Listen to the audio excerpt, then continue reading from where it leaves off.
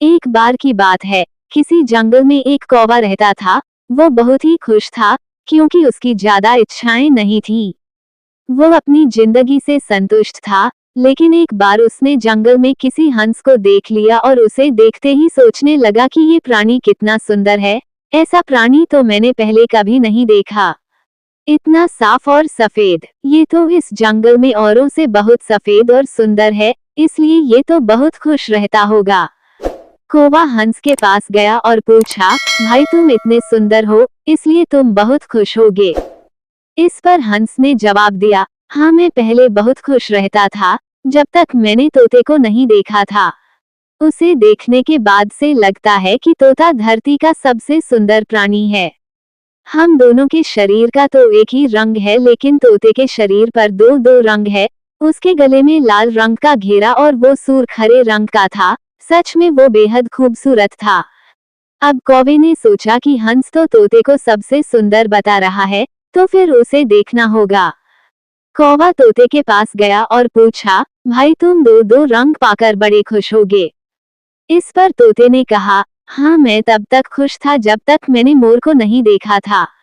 मेरे पास तो दो ही रंग हैं, लेकिन मोर के शरीर पर तो कई तरह के रंग हैं।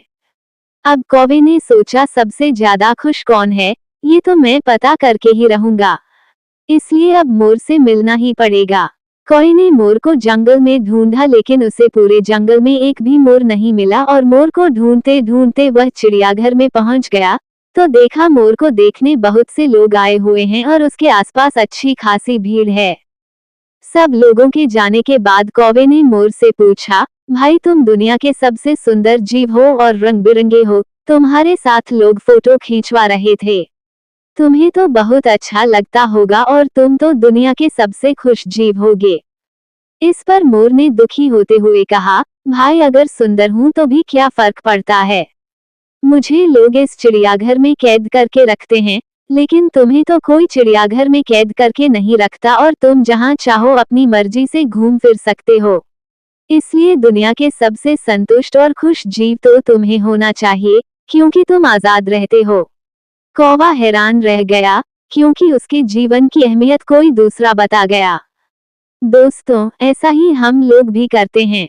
हम अपनी खुशियों और गुणों की तुलना दूसरों से करते हैं, ऐसे लोगों से जिनका रहन सहन का माहौल हमसे बिल्कुल अलग होता है। हमारी जिंदगी में बहुत सारी ऐसी चीजें होती हैं जो केवल हमारे पास हैं, लेकिन हम उसकी अहमियत समझकर खुश नहीं होते। लेकिन दूसरों की छोटी खुशी भी हमें बड़ी लगती है, जबकि हम अपनी बड़ी खुशियों को इग्नोर कर देते हैं।